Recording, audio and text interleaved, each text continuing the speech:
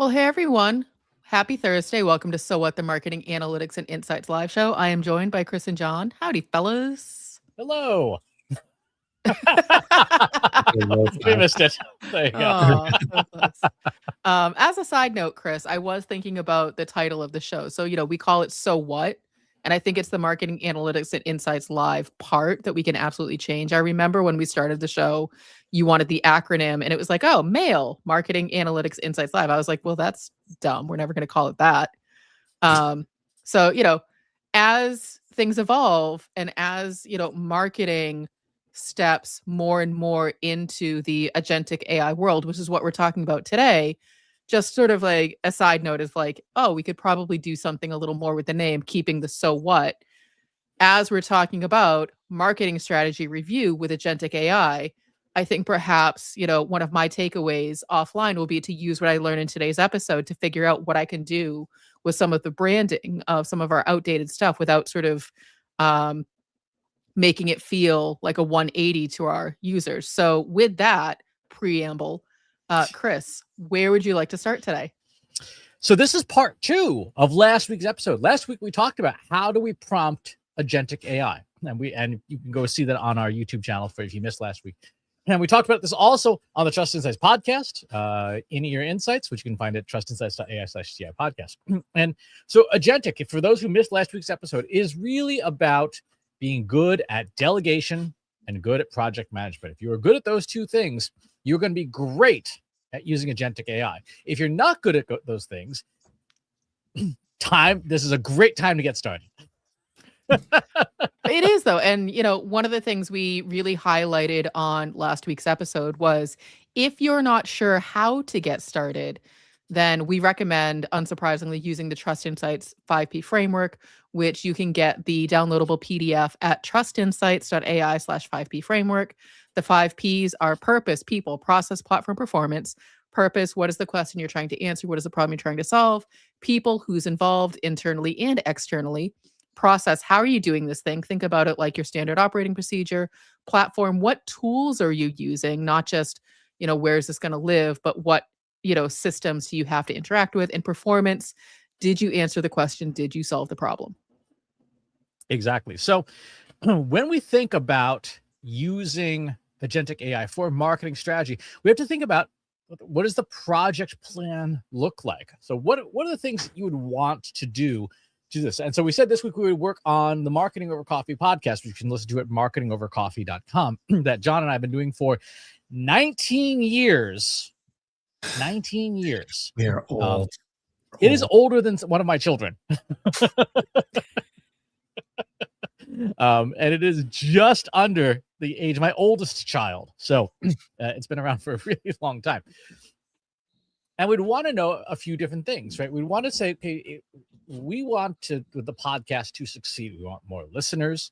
We want more sponsors. We want sponsors to up-level what they're willing to invest in the show. But to do that, we kind of need to know, what's the current situation look like? What does the landscape look like? How has the world of podcasting changed? We'd want to know about the show itself. We want to know who our ideal customers were, both on the listener side and on the sponsor side.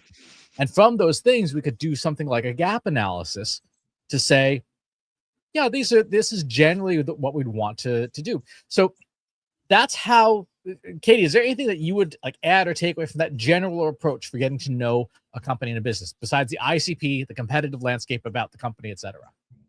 No, I mean, I think that's a really solid start. And, we always talk about the best way to kick off any of these projects is to get organized with your foundational information. And so, like you said, it's the about, it's the competitive landscape, it's the customers. I think that's a really solid place to begin. But with the caveat, it's just the beginning. Right, exactly. And because this is agentic, we want to have the pieces in place first before because you just don't want to go, hey, Claude Cowork, go build me a marketing strategy, right? That's the 2026 equivalent of write me a blog post about B2B marketing, right? You're just going to get a pile of slop. Right. So you have to think through what are the pieces that we would need. Now, the good news is agentic software can extract some of them, but you do have to kind of check out the extractions. So let's walk through what these pieces would be that you'd want to have in place to pull this off. And then we can actually do some of it. And I say some of it because some of the pieces, if we were to do them on the air, this would be a 4-hour live stream. And 3.5 hours would be just us sitting around waiting to do stuff. So the first thing you'll need an agentic framework. The one that we've been recommending for folks who are non-technical is Claude Cowork. If you are in the OpenAI ecosystem, you would use OpenAI Codex, the desktop application. If you are in the Gemini ecosystem, you would use Google Anti-Gravity. And if you're in the Microsoft Copilot system, there isn't something equivalent yet. However, I imagine that at some point there will be. So Claude Cowork would be our tool. Now, to do this, we would need to have 3 key components: something that can build an ICP from external data sources, something that can build a company profile from external data sources, and something that can do gap analysis. So our first step is to build those skills. And this is kind of where Agentic really leans heavily on the skills that you built from 2023 to 2025. Good prompting, good frameworks, etc. So one of the frameworks that we use all the time is the Trust Insights Casino framework, which stands for context, action, scope, intent, narrator, and outcome. It's a 6-part framework. You can find it at trustinsights.ai/casino. And if you build out those prompts, you can then turn them into skills. And they can, as we saw last week, and Katie, you just did this yesterday, you can turn that into plugins. Yep. Full disclosure, for me, it was more of an experiment. So I had spent quite a while working in Claude Desktop, working on a project that involved our standard Trust Insights PowerPoint deck. And, I'm the first one to say that is my least favorite activity, is building PowerPoints. And the output, I thought, was really good for at least a version 1, something to work from. So after I finished, I basically did the same thing you do in a chat in OpenAI, Gemini, Claude. And basically it's like, take the contents of this conversation, and previously, if you're working in the web version, it would be turn it into system instructions or turn it into a knowledge base. And I was like, hey, let me take a shot and take the contents of this conversation and turn it into a skill that I can reuse, so I don't have to keep prompting you on how I want a presentation deck built. And it was like, okay. And it did. And it basically, I saw it going through, if you've seen, we've done previous episodes that are a deep dive on Claude Desktop, which you can find on our So What playlist on YouTube. It goes through its own steps. It comes up with its own to-do list, and it finds its own resources on, I have a skill builder skill, and I'm going to bring that in and build the skill. And it was like, okay, here's your skill. It's like, great. Can we take it a step further and make it a plugin so that I can then share it with the rest of the team? It was like, sure, let me go find my plugin builder skill. And it did that. It took all of the information and it built the necessary files I needed for the plugin in a way that I could download the files, stick them in Drive, and Chris could then download them for his own Claude Desktop instance, upload them to the plugins, and now he can build the same decks that I'm building, which all sounds convoluted, but it was really straightforward. And not only is it really straightforward, I actually used it this morning for our upcoming GEO 101 for marketers, which will be available tomorrow in the Trust Insights Academy for $99. And it was great. It worked perfectly. It came up with a really terrific framework for me. I put the slides that I wanted to keep the certain way in, and I was done in 15 minutes. I took a slide deck that was kind of janky and rough around the edges yesterday and turned into something really polished today. I was able to revise it in 15 minutes and get ready to get rolling. So let's take a look at what some of those ingredients might be. The first thing would be the prompts. Like, this is our strategic blind spot analysis. It's just the casino framework saying, hey, here's the context, audience, scope, intent, and so on and so forth, to do blind spot analysis, to do strategic profile analysis, and of course, doing exactly what you said, Katie. I turned them into a plugin. And so that plugin now exists inside of Claude Cowork, and it comes with 3 different skills: the gap analysis skill, the ICP builder skill, and the strategic profile skill. And yes, Katie, as I know you're going to ask, this is available in our internal company Google Drive so that you can install it. I will be installing it post haste. Exactly. With that, what these came up with was a first round of outputs of those 3 documents. Now, this is where I think it's worth having John talk about what was in those original 3 documents and kind of what wasn't right. So it spit out a profile, an ICP, and that gap analysis. And John, I won't show the rest of the gap analysis, but what did you see in the gap analysis? Yeah, it was like I was in full panic mode. I was like, "Oh my god, this is ridiculous." There were a bunch of things. One was just all of the basic strategic gaps that it found, and there were a bunch of things on there like, yes, and we were not doing a good enough job on this. Like, this needs to be fixed, that needs to be fixed. There's a bunch of stuff in there. But then on the other side, there was a bunch of stuff that I knew is, it had pulled the information from the internet, but I knew that it wasn't true. It's like the one that comes to mind, an easy example was, it said, hey, you need to be doing XYZ because this person does this and he makes 1.3 million annually because of this. And I know for a fact that guy is like looking for returnable cans on the weekend. Like, there's no way he is making $1.5 million on anything. And so and then I was like, oh my God, we're going to get on the show and it's going to be like beat on marketing over coffee and me like complaining about all these hallucinations that I have a problem with and beating it to death. And you guys like walk me back off the ledge of like, well, look, this is how this actually works is, yeah, we realize that this stage is going to be absurd and we handle this in private. This is part of tuning and the process. And it's even great because we just had to talk through them and you're able to grab the transcript and use that to train the model again to correct all that stuff that was in there. And that was bizarre. And yeah, one other hilarious story was I was going to at least come up with a phony name to talk about people. And even with the phony names, I'm like, oh, wait, people are going to think that's that person. I can't say that name. Like, we have to come up with something very neutral.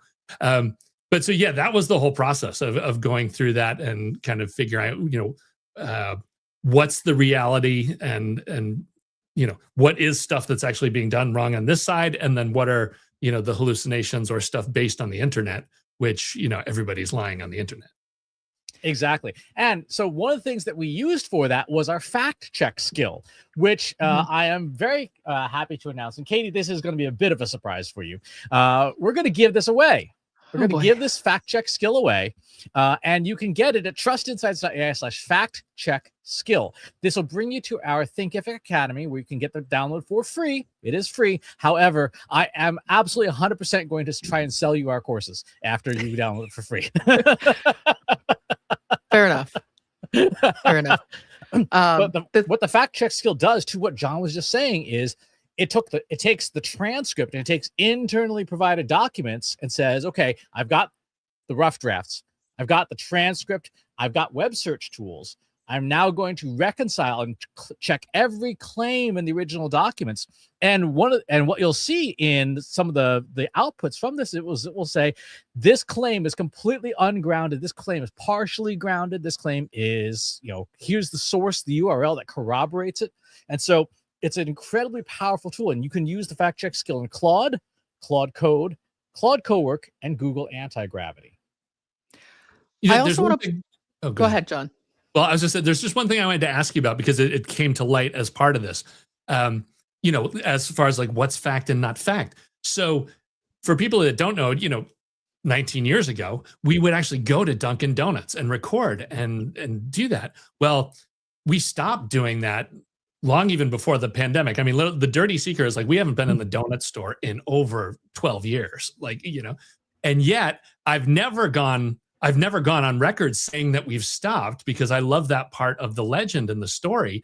So all of our websites still says, recorded in a coffee shop.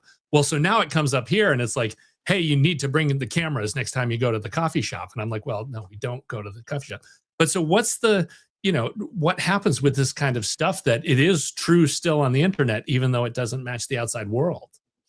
And so one of the things the fact check skill has in it is it says, user provided data takes precedence over what web search tools have. So if in this case we gave it the transcript, because in the transcript in the meeting when we had about it, you're like, dude, we haven't been in the coffee shop since 2013, and so the fact check skill says, okay, the user provided data always takes precedence because you are literally the subject matter expert on marketing over coffee. So if you say it, even if what's on the internet contradicts it, what you say takes first place. Right. So there's no way around that. Like you have to have a SME fact check, because otherwise you're just stuck with what the internet thinks is true. I would like to say that while I don't love, John, that we caused you a bit of a panic attack this morning, and I do profusely apologize for that, I think what you're doing is you're highlighting what we always talk about, which is when we say human in the loop in terms of your process, this is what we mean. We mean you literally have to have a human in the loop at critical points of your process, even if it's agentic AI, which is supposed to just run itself, because what you don't want to have happen is you're cutting your SMEs out of the conversation and you're saying, well, AI put it together, so it must be good. And so this has sort of been the theme of what we've been talking about this week on the podcast, the newsletter, is don't outsource your competitive advantage to AI, because your competitive advantage are your SMEs and your critical thinking. And again, I profusely apologize if this caused you any panic, John, but you were able to help us very cleanly illustrate why that's so important. Well, that's just the normal underlying MOC panic. Like it's always there. Okay, fair. That's totally fair then. Then I can't take credit for that. Exactly. So this is an example of what the fact check skill spits out. It says, hey, here's my audit results. I found 27 errors across those 3 documents, 2 critical errors, 7 high level errors, 9 medium errors, and 9 low priority errors. And it has this exhaustive document. So then we can use the tool to say, correct those documents now, make the updates. We always want to do this in stages as the preparatory work for using agentic AI. So I think this is a really important thing to say is when people talk about agentic, just deploy OpenClaw or whatever, just go off and do its own thing. You need to build the foundation, the data foundation first before you do anything else. So we've talked about building the skills. We've now talked about building the data. We haven't used Claude Cowork yet, because these parts need to be in place. If you don't do this work, it's just you're gonna see some spectacular explosions. Okay, so we now have research that's prepared. We now have our tooling, right? Which is starting to sound like the 5P process, right? It's just kind of weird how that works. We need 2 more things. We need requirements and a recipe of what is it that we expect the agent to do based on the information. And so for an agentic task like this, we are going to just full on use the 5P framework. So the 5P framework, this is the project plan. We're going to do a full company strategic analysis and marketing strategy. Purpose, people, process, platform, performance. Purpose. What does this company need to do to achieve its marketing goals? The problem being solved, whatever that is. The people, here's who's going to be doing the work, and some of it's AI and some of it's the stakeholders. The process, how is this going to work? You have the phase 1 strategic background data, phase 2 the strategy developments, phase 3 the tactical development, and then the platform. Claude, obviously, Cowork is going to be doing a lot of this. And then the performance. How do we know that it's done? Because you're going to have all of these things. So because we took the time to get the data right, we can skip phase 1. We'll give the recipe to the tool. But this is where, as of Monday, we were calling the 5R framework, right? You got to have research. You got to have requirements. You got to have rules about what the tool can and can't do. You need a recipe. And the 5th one is you got to review everything that's in the box. Yeah, I don't know if we're going to keep that name, but we'll figure it out. So let's go ahead and I'm just going to save this. We'll call this recipe MOC review, and let's bring it over into Claude Cowork. I'm going to give it the 3 final documents that we have all fact checked and processed. I'm going to give it the review instructions. I'm going to say, read through recipe-moc-review.txt. We're going to give it a folder to work in so that we know what that, we're going to keep it in a nice, safe place. And we're not going to let it just access the hard drive because that is a recipe for disaster. Phase 1 is complete, and I have attached the outputs to it. Begin at phase 2. So this is now going to go off, and it's going to execute this agentic flow of saying, I've got these things, let me go and use the tools that are available to try and build this strategy, tactics, and work plan for marketing over coffee. So while it does that, I did see we had a comment in the comments box, I believe, from Brian, our buddy Brian. He wants to know, do you think the next evolution of GEO is AO, agent optimization? As our audience start using personal AI agents to search for us, we'll need to optimize our content so these agents will deliver it.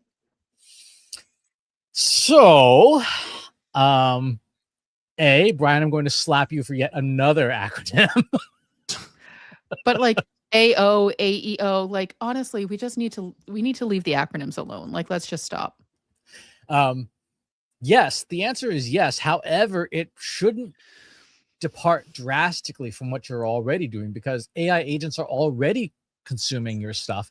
It's just a question of what formats are you delivering it in. So it's funny because this is literally stuff that I was talking about in the new webinar that we're going to release tomorrow.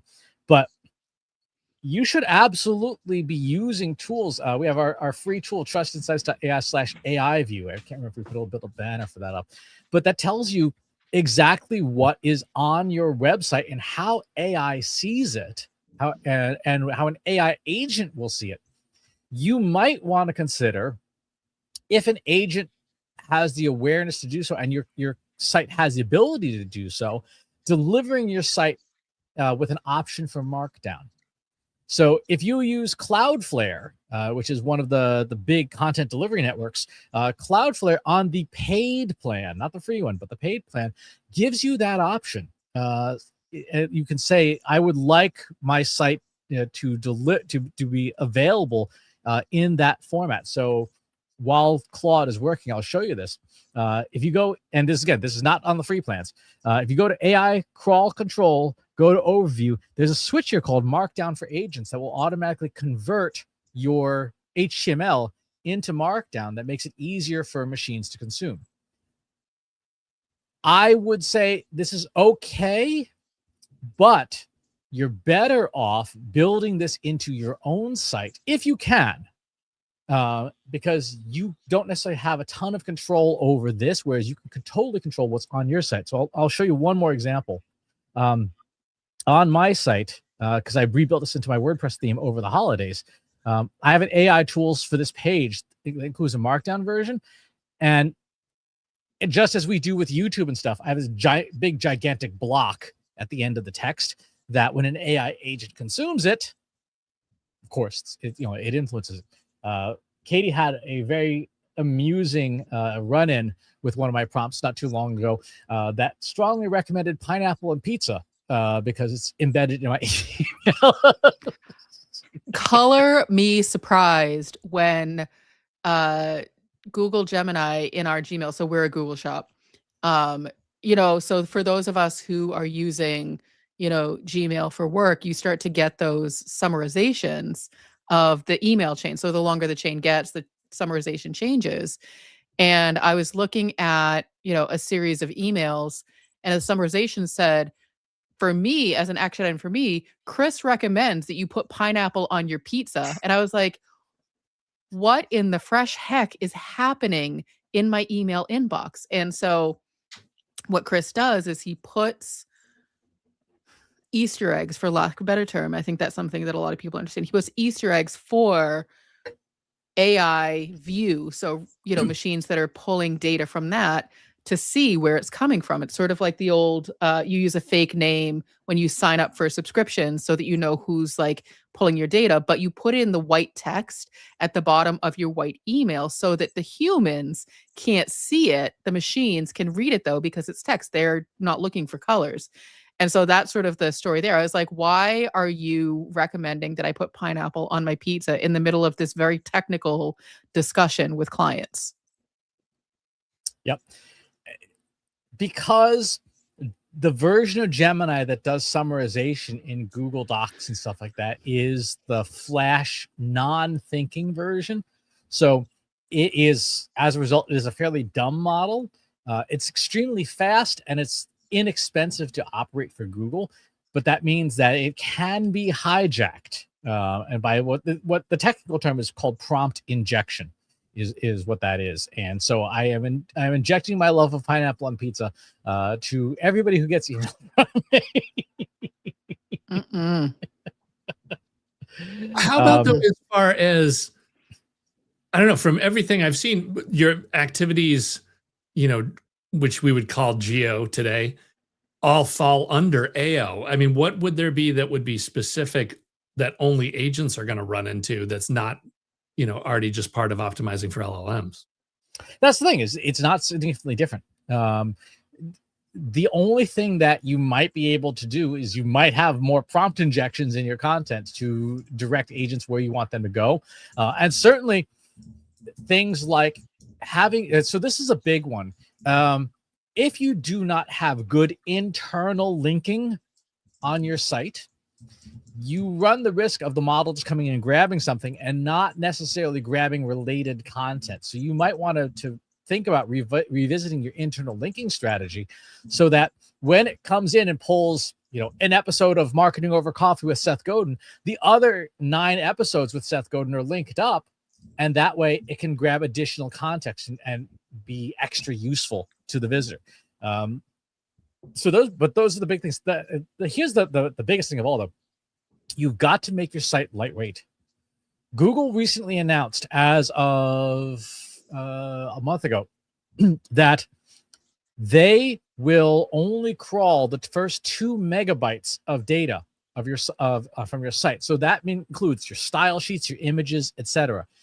If your site is so top heavy with extra junk that you fill up that 2 megabyte window before it ever gets to the content, Google will essentially see your site as a blank page because it will stop crawling.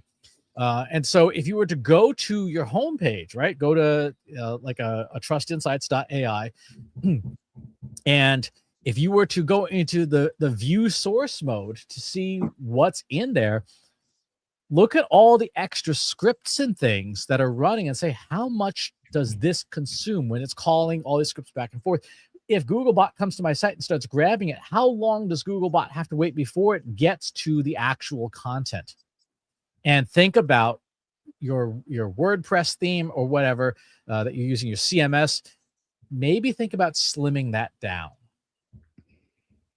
And if you see this and want an audit for yourself, contact John Wall at trustinsights.ai/contact.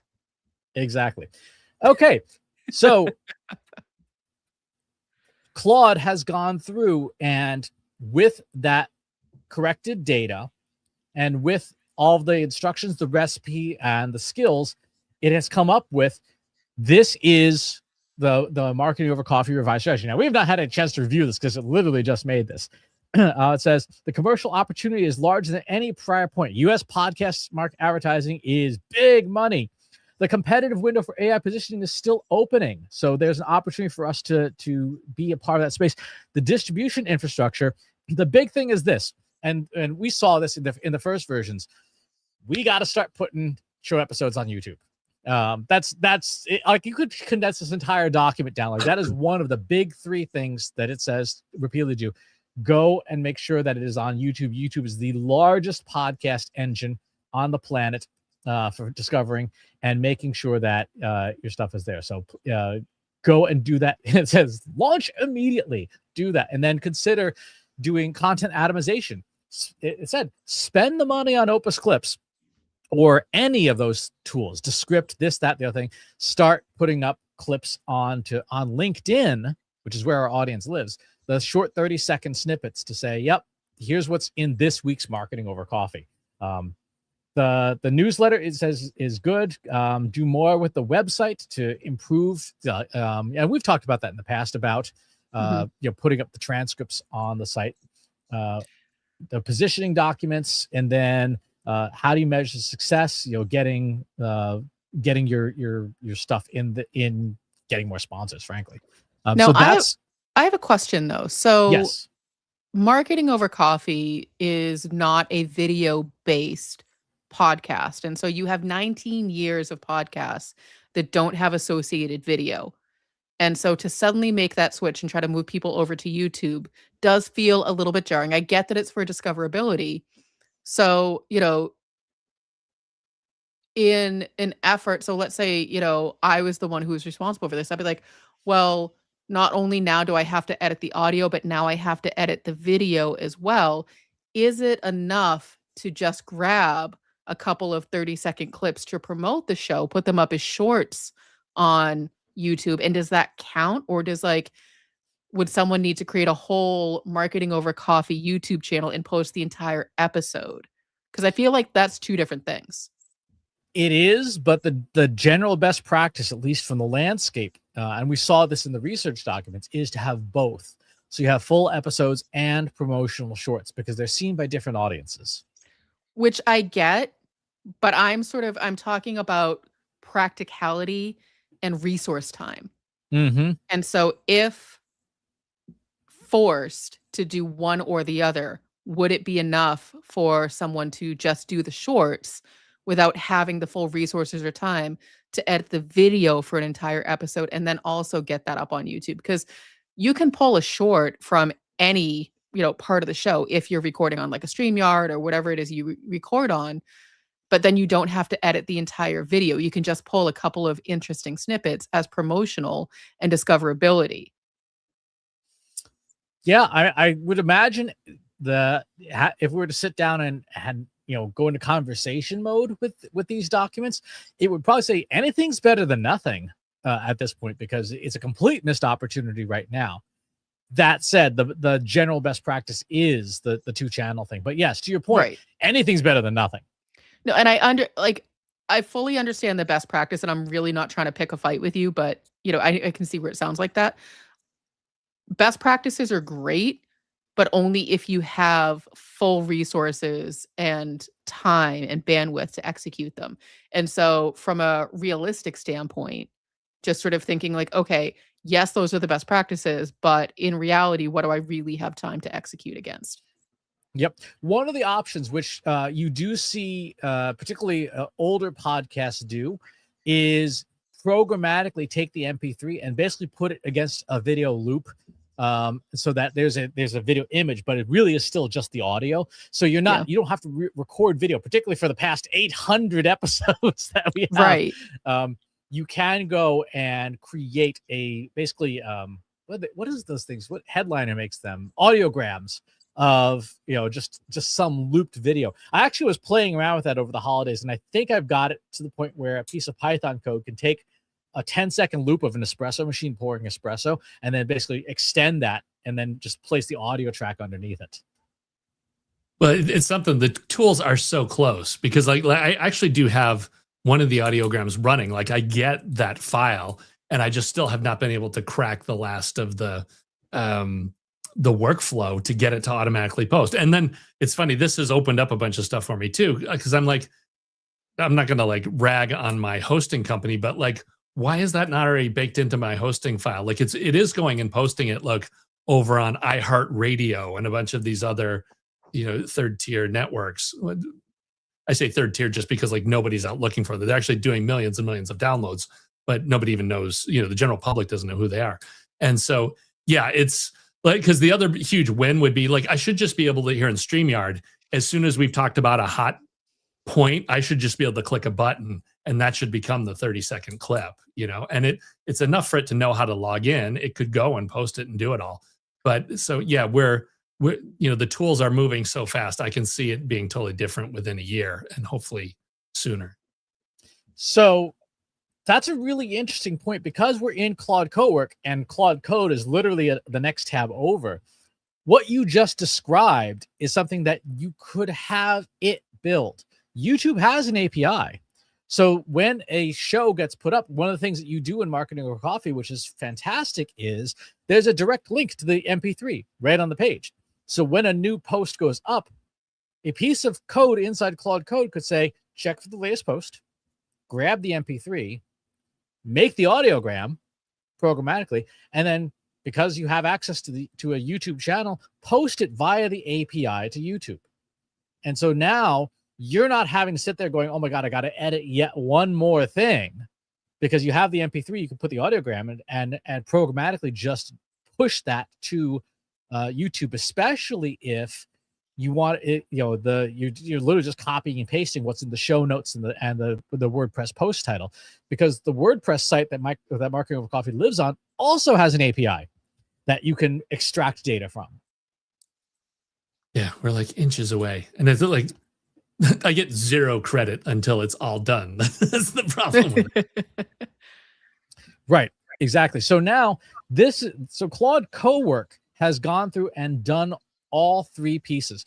Now, you might be saying, legitimately, how is this different than just doing it the way we always do it? And the answer is, if you start, this is our mistake that we didn't do correctly in this process. If you start with the interview with the subject matter expert and get that data first, then when you put in the recipe, when it does the deep research, that deep research, which it can do automatically, will be conditioned by what the subject matter expert already said. So I would sit down with John for like 30 minutes and say, okay, let's talk about Marketing Over Coffee. What do you currently do with the marketing?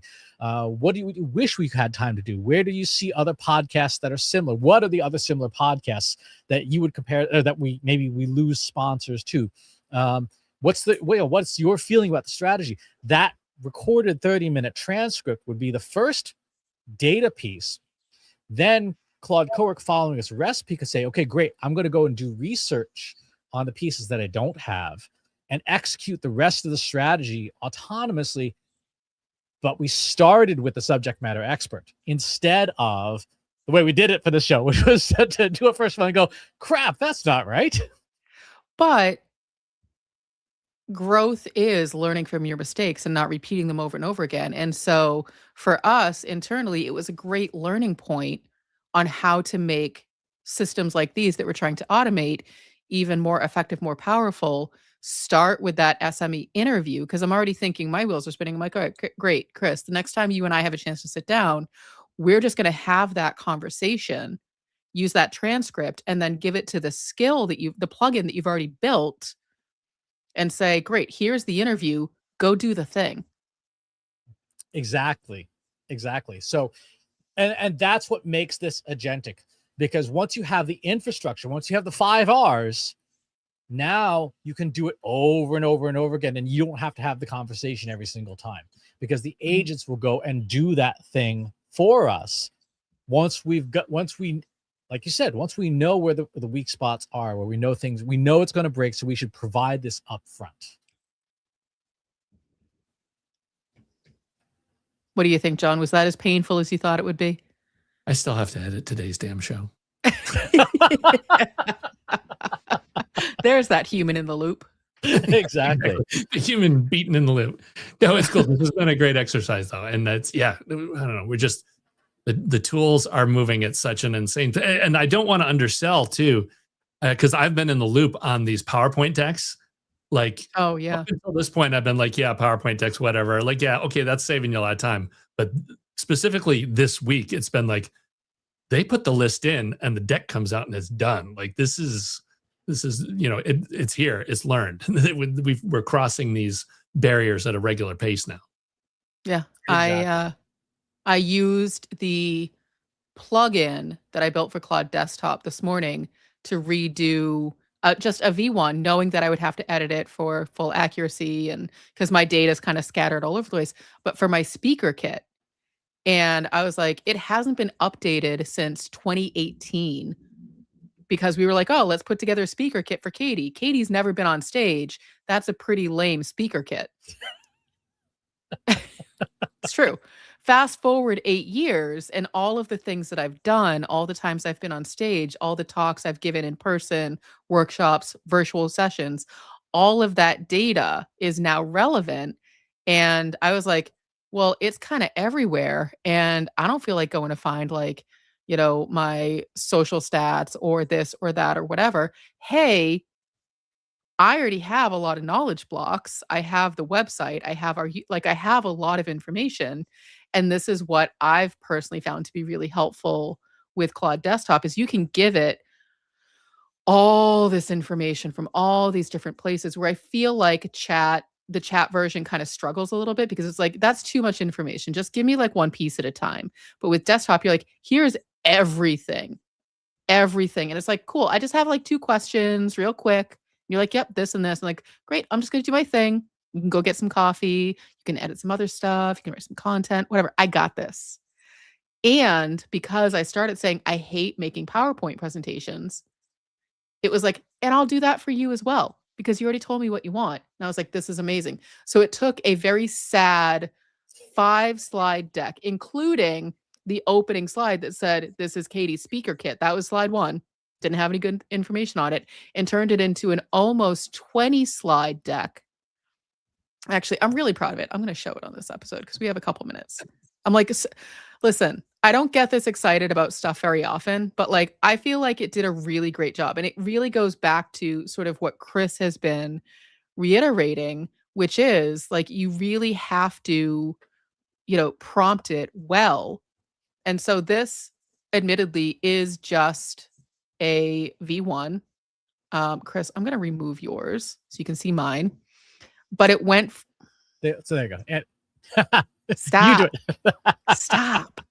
It went from being a really sad 5-person slide deck, including like the opening slide, to what I think is actually really useful. And I was able to say, what am I missing? And it was like, oh, well, if you had this and you had this. And so the things that I hadn't thought to put in, so you have your standard welcome. And I said, I can put placeholders. I can put the images in. Here's about me. Bio versions for event programs, short and long versions. It took my existing bio and wrote this, and I was like, amazing. And I read them and I was like, those are pretty good.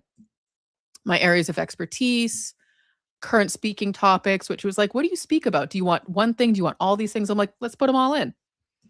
And then sort of it went through understandably the 5P framework. But what the other thing it did was it took the abstracts that I'd given it, about talks I'd given, it was like, here's some ready to use session abstracts if people just want to like grab those off the shelf and you can just do them. So it was like, I'm just going to take a stab at putting those together. So like, here's the first page of them. Here's the second page of them. 2 of 2. And then it's like, hey, what else has Katie done that would show that she has authority as a speaker? Oh, hey, she's developed some courses. You can check those out. And this data needs to be corrected, but like, here's some of her select speaking engagements that like, if any of these things resonate with you, you probably want her to do it as well. And I just really liked how it came out. Like, I didn't say format it this way, do this. I was like, I need a speaker kit. Here's my lame one. Can you make a better one? I gave it a little more than that, but it took like session rating and feedback from materials I'd given. It was like, yeah, let's highlight that. And then let's go through and do this. Probably why I'm on such a high today. It was like, let's find all the nice things people say about you and put that in there too. So there's like 3 pages of, great things that people say about me. It was probably why I'm so excited about this. But then there's also your standard reach and audience metrics, which, it was like, do you want me to get those or do you have them? I was like, I'll fill them in later. And then it was like, okay, and let's also, what you don't have is placeholders for your speaking reels and videos and things that actually demonstrate that you are generally pretty articulate as a person. And so I can put those things in. Some photos and media assets, if I have those, event logistics, which people like to know ahead of time. And it's like, great, how do you find me? Let's work together. This, I set up in Claude Desktop this morning and walked away from it. I was like, great, you go do this. I'm going to go do something else. And I got a few other things done, all to say that the processes that Chris is outlining for your strategy, for, using agentic AI, all of these things. This is what that looks like. This is why you want to get ahead and use things like the Trust Insights 5P framework, which is going to set you up for success to get really cool outputs that like someone who's not generally excited about AI gets excited about. Exactly. Brian was asking which version of Claude did you do that? It was Cowork, right? It was Claude Cowork Opus 4.6. Yes. In today's smartest models, so GLM5, Opus 4.6, Codex 5.3, all are not only tuned for agentic use, meaning that they're good at operating agents, but they also, Opus in particular, and this is kind of weird, is starting to exhibit judgment. You're starting to look at some things, go, hey, by the way, you didn't include this, and you probably should have. Or what about this? Or do you want me to do this? Whereas previous models would say, I understand the task, I will go and do the task. Opus in particular, and Sonnet 4.6 as well, is starting to go, you might want to think about that a little, which is a kind of weird thing for a machine to exhibit those characteristics. Mm-hmm. Yeah, it's interesting. Well, it's very simple actually for it to find outliers, but yeah, to say something about it, that's crossing the line. Yeah, it is starting to exhibit, that beginnings of judgment. Now, to be clear, so that no one's confused, they are still not sentient. They're still not self-aware. They still have no actual autonomy. They are not alive. And the current architectures, they will never be alive. So there's no monster living inside the machine, but it's not a living, breathing thing. No. But know that the capabilities for it to start to express judgment are there. Don't be surprised when they do, and be ready to push back on it and say like, no. So, in what we did prior to the show with the review with John, it's like, no, machine, this is not how this is going to go. This is going to go differently. So to wrap up, the 5P framework is the perfect agentic prompting framework. We covered it last week. We covered it this week. You saw my project plan for this was built inside the 5P framework. And then you have 5 R's, research requirements, rules, recipe, and review as the 5 ingredients that you need to form the foundation for an agentic project. Because if you don't have those things, you run the risk of sloppy outputs at best and just going completely off the rails at worst. And you don't want to have that. Any final parting words? Nothing useful. Start playing with these tools now. do not wait. The bus is moving. Yeah. You want to be under it. I know. I saw one of our friends and colleagues saying, I've been using Claude Code to write, to completely rewrite my data processing infrastructure. I'm like, that's impressive, because you're not a person I would have pegged as a coder. It was Tom Webster. Like, okay, so clearly we're all on board this train, and we are going as fast as we can. Thanks for tuning in, folks, and we will see you all on the next one. Thanks for watching today. Be sure to subscribe to our show wherever you're watching it. For more resources and to learn more, check out the Trust Insights podcast at trustinsights.ai/TI podcast and a weekly email newsletter at trustinsights.ai/newsletter. Got questions about what you saw in today's episode? Join our free Analytics for Marketers Slack group at trustinsights.ai/analytics for marketers. See you next time.